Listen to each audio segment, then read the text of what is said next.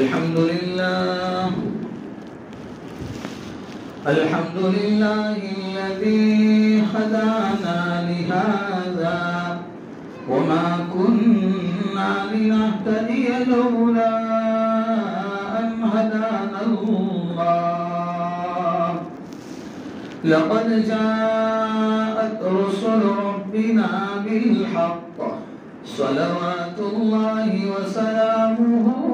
على سيدنا محمد وعلى آله وصحبه أجمعين وبارك وسلم تسليما كثيرا أما بعد فأعوذ بالله من الشيطان الرجيم بسم الله الرحمن الرحيم وذروا ظاهر الإثم وباطنه صدق الله العظيم اللهم صل على سيدنا محمد وعلى آل سيدنا محمد وبارك وسلم. حق تعالی جل شانہ نے اس دنیا میں لمیٹڈ ٹائم اور محدود زندگی لے کر مجھے اور آپ کو اس دنیا میں پیدا فرمایا ہے. اس روئے زمین پر جتنے بھی لوگ آئے اور آ کر چلے گئے یا آئیں گے ان تمام کو اس دنیا کو چھوڑ کر جانا ہے. یہ میرا اور آپ کا عقیدہ ہے, اس پر ایمان ہے کہ مجھے اور آپ کو اس دنیا سے جانے کے بعد اپنی زندگی کا سارا حساب و کتاب, اپنی زندگی کا سارا ریکارڈ خدا کے سامنے دینا ہے. جیسے مارچ اور اپریل کے اینڈنگ میں گورنمنٹ والے اپنے اپنے طور اور اپنے اپنے حساب سے اپنے اپنے کارکنوں سے حساب مانگتے ہیں, اسی طریقے سے اللہ جل شانہ اپنے تمام بندوں سے, تمام بندیوں سے اپنے بندوں کو دی ہوئی نعمتوں کا حساب مانگیں گے. اور قرآن کریم میں حق تعالیٰ نے فرمایا ثم لتسألن يومئذ عن النعيم. فطر سے قیامت کے دن نعمتوں کے بارے میں سوال کیا جائے گا. اللہ جل شانہ اپنے تمام بندوں سے نعمتوں کے بارے میں سوال کریں گے. اے میرے بندے میں نے تجھے جوانی دی تھی, اے میرے بندے میں نے تجھے بہترین صلاحیت دی تھی, میں نے تجھے بہترین اولاد کی نعمت سے مالا مال کیا تھا, میں نے تجھے مال و دولت سے نوازا تھا, میں نے تجھے بڑے بڑے مکانات اور دکان عطا فرمائی تھی. ان تمام نعمتوں میں تو نے میرا کیا حق ادا کیا ہے؟ اس کے ذریعے سے تو نے مجھے راضی کیا یا ناراض کیا؟ دنیا میں جتنے بھی انسان ہیں, چاہے وہ مالدار ہو, غریب ہو, کوئی بھی ہو, ہر ایک اللہ تعالیٰ کی طرف سے امتحان میں مبتلا ہے. مجھے اور آپ کو ماننا پڑے گا کہ میں اور آپ اس وقت امتحان میں ہیں. ایک امتحان مدرسوں کا ہوتا ہے, ایک امتحان کالج کا ہوتا ہے, ایک یونیورسٹی کا ہوتا ہے, ایک ہائی اسکول کا ہوتا ہے. ایک امتحان خدا کی طرف سے تمام اپنے بندوں اور بندیوں کا ہو رہا ہے. مالدار کا مالداری میں امتحان, غریب کا اس کی غربت میں امتحان, خوبصورت کا اس کی خوبصورتی میں امتحان, ڈاکٹر کا اس کی ڈاکٹری میں امتحان, اور تمام بندوں کا امتحان ہو رہا ہے. لیکن اس امتحان کے دوران میں, اس موجودہ زندگی میں انسان خدا کی نعمتوں کو استعمال کرتے کرتے بھول جاتا ہے. اسی لیے قرآن کریم کی وہ آیت میں نے آپ کے سامنے تلاوت فرمائی جس میں حق تعالیٰ فرماتے ہیں وَذَرُوا ظَاهِرَ الْإِثْمِ وَبَاطِنَهُ کہ تم چھوڑ دو ان گناہوں کو جو تم لوگوں کے سامنے کرتے ہو، کھلے عام کرتے ہو، ظاہر میں کرتے ہو، لوگوں کو بتلا کر کرتے ہو، وَبَاطِنَهُ اور ان گناہوں کو بھی چھوڑ دو جہاں تمہارے ساتھ کوئی نہیں ہوتا ہے، تم اکیلے ہوتے ہو، پوشیدہ گناہ رات کی اندھیریوں میں کہ کوئی نہیں ہے، میرے کمرے میں کوئی نہیں، نہ میری بیوی مجھے دیکھتی ہے، نہ میری اولاد مجھے دیکھتی ہے، نہ میرے ماں باپ مجھے دیکھتے ہیں، اولاد یہ سمجھتی ہے کہ ماں باپ سو گئے ہیں، شوہر یہ سمجھتا ہے بیوی سو گئی ہے، بیوی یہ سمجھتی ہے میرا شوہر سو گیا ہے، اور میں رات کی اندھیری میں اپنے ہاتھوں میں اس موبائل کو لے کر گندی تصویروں میں اور دوسرے نامحرم اور غیر محرم کے ساتھ اپنا تعلقات قائم کر کر اپنی دنیا کی بھی بگاڑ اور آخرت کی زندگی کو بھی بگاڑ کر خدا کو ناراض کرتے ہیں، اور اس حال میں آدمی اس پوزیشن تک پہنچ جاتا ہے، وہ یہ سمجھتا ہے مجھے کوئی نہیں دیکھ رہا ہے۔ حالانکہ علماء نے لکھا ہے کہ اگر ایک آدمی کوئی کھلے عام گناہ میں مبتلا تھا یا چپکے سے کسی کمرے میں کوئی گناہ کا کام کر رہا تھا، مثال کے طور پر روم بند ہے، کمرہ بند ہے، کھڑکی بند ہے، دروازے بند ہے، کیمرہ بھی نہیں، کوئی نہیں ہے، اور وہ موبائل میں گندی تصویر کو دیکھ رہا تھا، حالانکہ یہ گندی تصویر کو دیکھنا اور کسی ناجائز فلم کو دیکھنا، کسی ایسی حرام کردہ چیزوں کو دیکھنا جس میں وہ پہلے سے گناہ کے کام میں مبتلا تھا، لیکن اب کیا ہوا، بلی وہاں سے گزری اور دروازے کے ساتھ ٹکرائی اور دروازے کی آواز آئی، اس نے اپنے موبائل کو رکھ دیا اور چوکنا صوفی صاحب بن کر بیٹھ گیا کہ کوئی مجھے دیکھنے والا نہیں۔ یہ ہوا کے جھونکوں کی وجہ سے یہ پردے ہلے ہیں، قطن ہلی اور اس نے اپنے آپ کو چوکنا کر لیا۔ علماء نے لکھا ہے کہ جو پہلے جس گناہ میں مبتلا تھا اس سے زیادہ خطرناک یہ گناہ ہے، اور علماء نے لکھا ہے کہ ایکانت اور تنہائی کی مجلسوں میں جب آدمی گناہ کرتا ہے،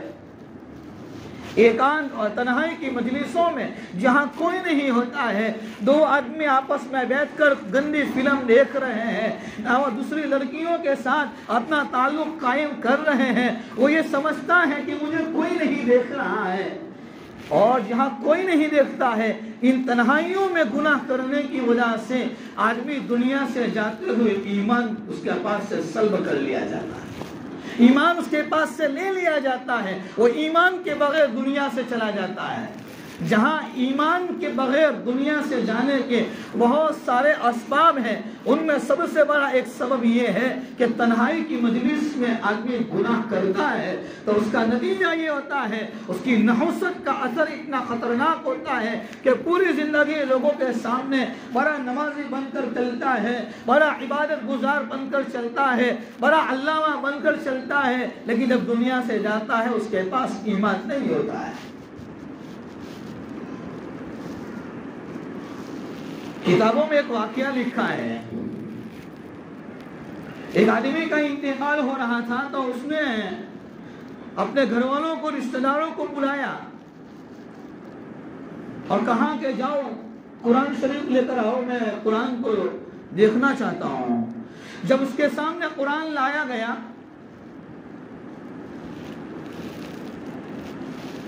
تو اس نے قرآن ہاتھ میں پکڑ کر کہا کہ دیکھو میرے گھر والوں اور جتنے لوگ محلے میں تھے سب کو رشک آیا، کتنا اچھا بندہ ہے اور کتنا عبادت گزار بندہ ہوگا، دنیا سے جا رہا ہے اپنے ہاتھوں سے قرآن کو پکڑ کر اور قرآن سے محبت کر کے جا رہا ہے، لیکن معاملہ ایسا نہیں تھا۔ جب قرآن لایا گیا اس نے اپنے گھر والوں کو کہا سنو میری بات سنو،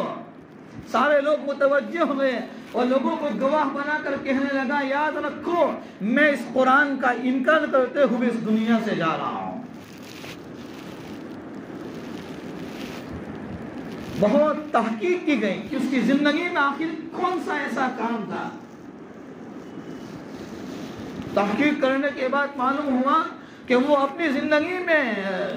غیر محرم کا دیکھنا اس کی زندگی کا ایک مشغلہ بن گیا تھا، اجنبی لڑکیوں کا دیکھنا اس کی زندگی کا ایک سیوا، ایک مشغلہ بن گیا تھا، اور وہ اس لذت کے ساتھ دیکھتا تھا اور اس ہمت کے ساتھ دیکھتا تھا کہ مجھے کوئی نہیں دیکھ رہا ہے، نہ میں خدا سے ڈرتا ہوں نہ خدا کی طاقت سے ڈرتا ہوں۔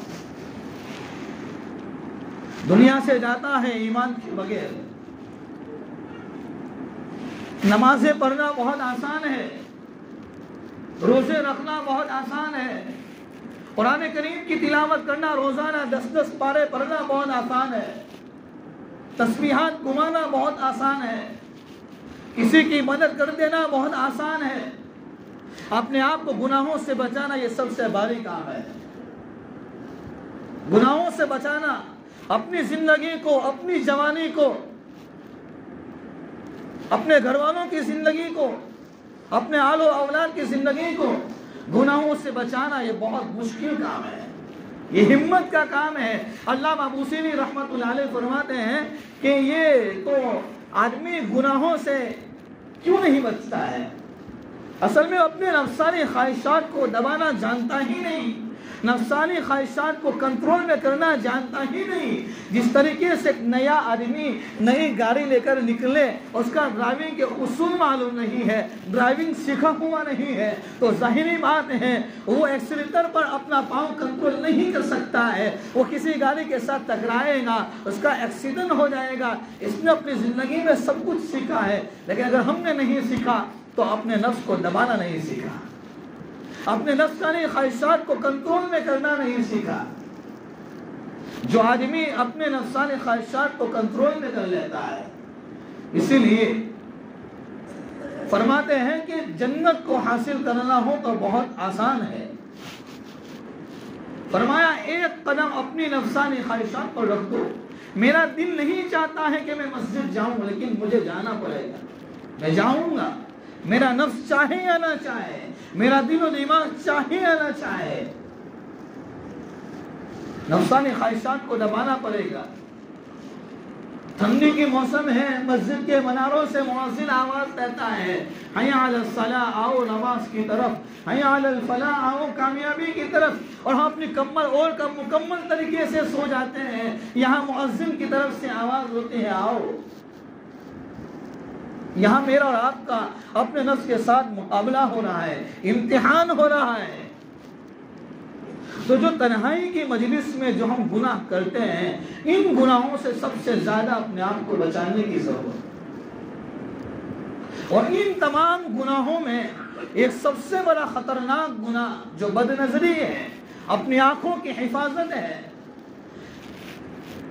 ایسا کون ہوگا کہ جو صبح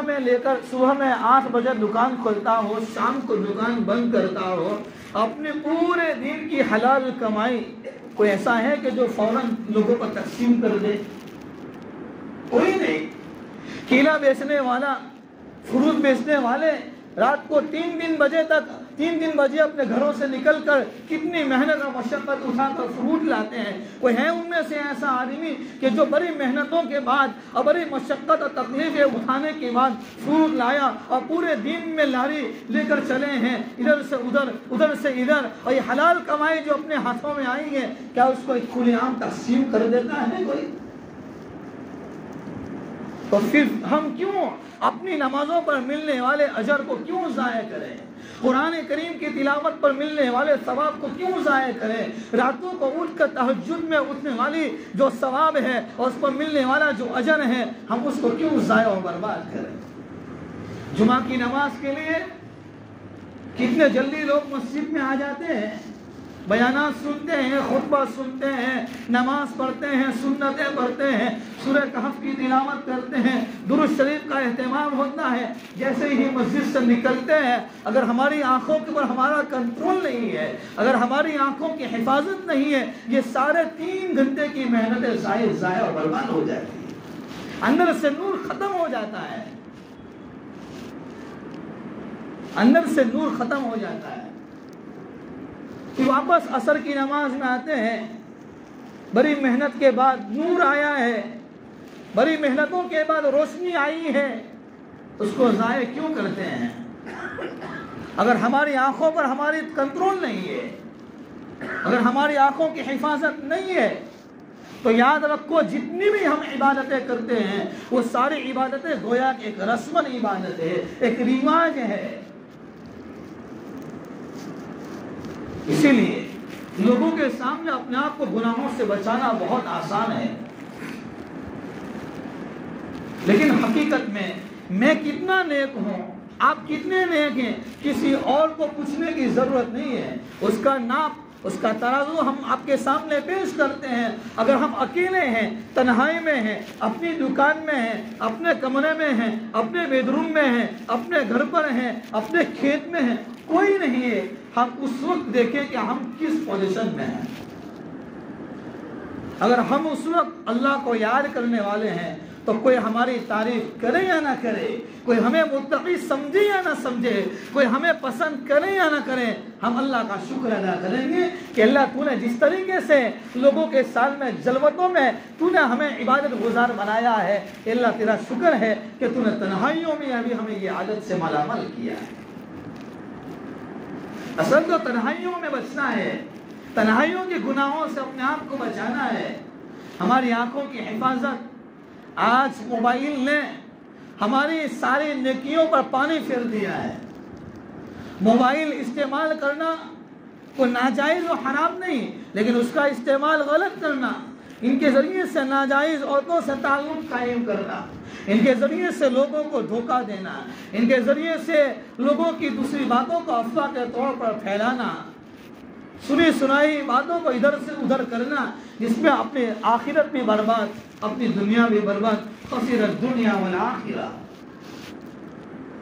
تو یہ تنہائیوں کے گناہوں سے اپنے آپ کو بچانا، اور یہ اللہ سے مانگنے کے بعد ہوگا، اللہ سے مانگنا پڑے گا۔ آج میں اور آپ دعاؤں میں یہ مانگتے ہیں کہ اللہ میرے گھر میں بڑی پریشانی ہے، پریشانی کو دور کر دے۔ کوئی دعا مانگتا ہے اللہ میری اولاد نافرمان ہے، اللہ میری اولاد کو نیک بنا دے۔ کوئی اپنی بیوی کے لیے دعا مانگتا ہے، کوئی اپنی غریبی کو دور کرنے کے لیے دعائیں مانگتا ہے۔ ہم اپنے دل پر یہ اپنے گریباں میں جھانک کر دیکھیں، کیا کبھی ہم نے دعاؤں میں یہ دعا مانگی، اللہ میں تجھ سے تجھ کو مانگتا ہوں، اللہ میں تجھ سے تجھ کو مانگتا ہوں، دنیا چاہے تجھ سے کچھ بھی مانگے، میں تو تجھ سے تجھ کو مانگتا ہوں۔ اگر وہ مل گیا، اگر اس کی محبت مل گئی، اس کا تعلق مل گیا، اس کا عشق مل گیا، تو پھر آدمی گناہوں سے بچ جائے گا۔ اور علماء نے لکھا ہے کہ آدمی گناہوں سے دو چیزوں کے ذریعے سے بچ سکتا ہے، دو چیزوں سے، یہ یاد رکھو۔ سب سے پہلی چیز کہ ہمارے دلوں میں اللہ کی محبت اتنی ہو، اللہ کا عشق اتنا ہو کہ اس محبت، اس کی قدرت، اس کا عشق، اس کے تعلق کی بنیاد پر آدمی اپنے آپ کو گناہوں سے بچائے کہ وہ اللہ مجھ سے اتنی محبت کرتا ہے تو میں کیوں اس کی بات کو نہ مانوں، میں کیوں اس کی نافرمانی کروں۔ جیسے ایک بیٹے کو اپنے باپ سے محبت ہوتی ہے، بیوی کو اپنے شوہر سے محبت ہوتی ہے، تو بیوی کو جب اپنے شوہر سے بے حد محبت ہوتی ہے تو وہ اپنے شوہر کی کبھی نافرمانی نہیں کرتی، وہ غربت میں بھی ساتھ دے گی، وہ مالداری میں بھی ساتھ دے گی، وہ سفر میں بھی اپنی جان کی حفاظت کرے گی، وہ حضر میں بھی اپنی عزت آبرو کی حفاظت کرے گی۔ تو ایک تو یہ ہے کہ آدمی کے دلوں میں اللہ کی محبت اتنی ہو، اللہ کا عشق اتنا ہو، اس کا تعلق اتنا ہو، اس کی ربوبیت اس کے دلوں کے اندر اتنی سمائی ہو، اس کی قدرت کا استحضار اس کے پاس اتنا ہو کہ جس محبت اور جس قدرت کے استحضار کی بنیاد پر وہ اپنے آپ کو گناہوں سے بچائے۔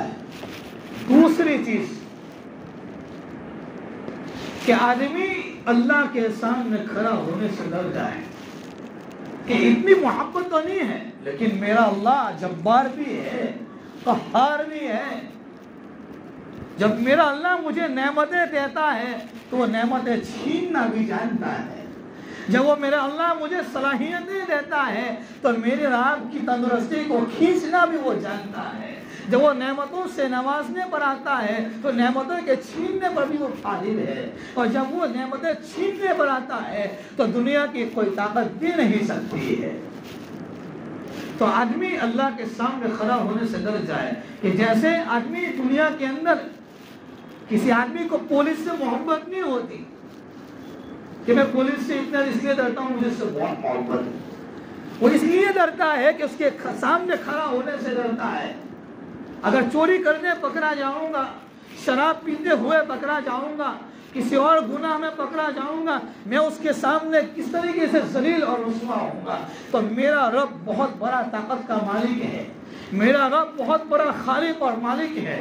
میرا رب بہت بڑا ربوبیت والا ہے، اس کی وحدانیت ہے اور اس کی توحید سارے چیزوں پر غالب اور قادر ہے. میں اس کے سامنے کھڑا ہونے سے ڈرتا ہوں، میں اس کے سامنے کھڑا ہونے سے ڈرتا ہوں. جیسے واقعہ روایات میں آتا ہے کہ جب اللہ تعالیٰ دنیا کی ساری دنیا ختم ہو جائے گی، روایات میں موجود ہے، روح کھینچنے والے فرشتے سے اللہ تعالیٰ سوال کریں گے کہ فرشتے دنیا میں کون بچا ہے. وہ روح کھینچنے والا فرشتہ اسرائیل علیہ السلام فرمائیں گے باری تعالیٰ کوئی نہیں بچا ہے، صرف 5 آدمی بچے ہیں، عرش اٹھانے والے فرشتے ہیں اور میری ذات ہے، جبرائیل امین ہے. اللہ تعالیٰ پھر حکم دیں گے، وہ عرش اٹھانے والے فرشتے ختم ہو جائیں گے، ان کو بھی موت آ جائے گی، ادھر جبرائیل امین کو موت آ جائے گی. اسرائیل پھر سوال کریں گے اللہ سارے لوگ ختم ہو گئے ہیں، صرف میری ذات باقی ہے. اللہ تعالیٰ کی طرف سے حکم ہوگا جاؤ اسرائیل تجھ کو بھی موت ہے، موت کو بھی موت آ جائے گی، جو روح کھینچنے والے فرشتے ہیں ان کو بھی موت آ جائے گی. روایات میں لکھا ہے اللہ تعالیٰ آسمان و زمین کو اپنے ہاتھوں میں لپیٹیں گے، پھر کھولیں گے، پھر لپیٹیں گے، پھر کھولیں گے، پھر تیسری مرتبہ پھر لپیٹیں گے اور پھر کھولیں گے. اللہ تعالیٰ کی طرف سے اعلان ہوگا کون ہے، کون ہے دنیا کا مالک، بتاؤ کون ہے. تو ایسی ربوبیت والا مالک کہ جہاں کل قیامت کے دن جب یہ اعلان ہوگا تو سارا سناٹا ہوگا، کسی میں بولنے کی طاقت نہیں ہوگی، کسی کے اندر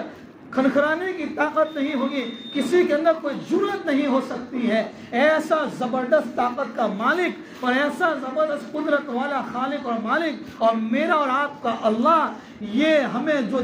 اللہ تعالیٰ کے سامنے کھڑے ہونے سے اپنے آپ کو جہاں ظاہر بتانا ہے، اللہ تعالیٰ کے سامنے کھڑے ہونے سے آدمی کس طریقے سے ڈرتا ہے اور اس کے اندر وہ وحشت اور اس کے اندر وہ خشیت، وہ تقوی آ جائے، اس کے ذریعے سے آدمی گناہوں سے اپنے آپ کو بچا سکتا ہے.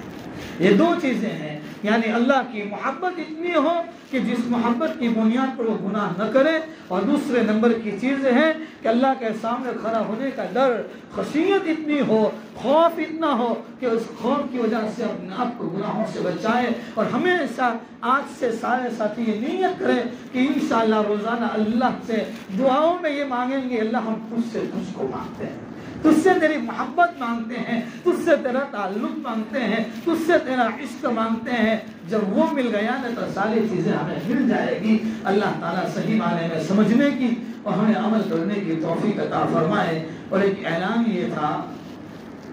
کہ ہمارے ماشاءاللہ مولانا خشم الدین صاحب نے ہمیں بتایا کہ یہاں پر میت کو غسل دینے کے لیے وہ روم اور کمرہ بنانے والے ہیں، غسل خانہ. اس کے لیے ظاہری بات ہے کہ مالی تعاون کی ضرورت ہے، جس سے اگر پیسہ ہو سکے پیسہ، کوئی اگر سیمنٹ دینا چاہے، اگر کوئی ریتی دینا چاہے، اگر کوئی یوں کہے کہ میں ایک مزدور کی پوری مزدوری لینے پر قادر ہوں تو وہ اپنی طرف سے وہ حصہ جس سے جو حصہ لگے وہ اس میں لگائے اور مولانا کے پاس سے رسید لے دے. دوسرے نمبر پر یہاں جو بڑی عورتیں ہوتی ہیں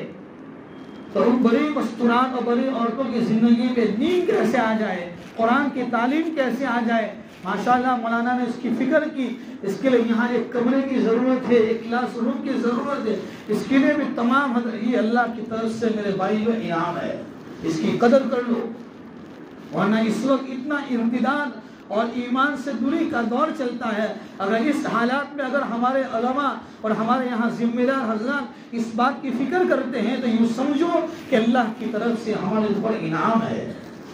تو اس کلاس کے لیے، کلاس روم کے لیے سیمنٹ کی ضرورت پڑے گی، ریتی کی ضرورت پڑے گی، اینٹ وغیرہ کی ضرورت پڑے گی، کچی کی ضرورت پڑے گی. تو جس سے جو ہو سکے، کوئی ضروری نہیں کہ آدمی پورا ایک کمرہ بنا دے، لیکن ہم سے جتنا ہو سکے ہم اس میں لگائیں تاکہ یہ ہمارے لیے قیامت تک آنے والی ہماری پیچھے والی آنے والی نسل کے لیے یہ ہمارے لیے تمام کے لیے صدقہ جاریہ بن جائیں گے. اپنے مرحومین کے لیے حصہ لکھائیں, اپنی ذات کے لیے لکھائیں, اپنے رشتہ داروں کے لیے لکھائیں. امید ہے تمام حضرات انشاءاللہ اس میں اپنے دل کھول کر اس کے اندر اپنا حصہ اور اپنا تعاون کریں گے انشاءاللہ. اور اس کے بعد جو بھی حصہ لگائے وہ رسید لے لینے کا تاکہ معاملہ کلیئر ہو جائے. اللہ تعالیٰ صحیح معنی میں مجھے ہم تمام کو صحیح سمجھنے کی, صحیح باتوں پر عمل کرنے کی توفیق نصیب فرمائے. ایک مختصر وظیفہ بتلاتا ہوں. فجر کی نماز کے بعد اور مغرب کی نماز کے بعد 7 مرتبہ سورۃ قریش لإیلاف قریش ایلافہم, یہ سورت فجر کی نماز کے بعد 7 بار, مغرب کی نماز کے بعد 7 مرتبہ روزانہ پڑھنے کا اہتمام کیجیے. اللہ روزے میں خود برکتیں دیں گے, قرض سے اللہ تعالیٰ نجات عطا فرما دیں گے. وآخر دعوانا ان الحمد للہ رب العالمین.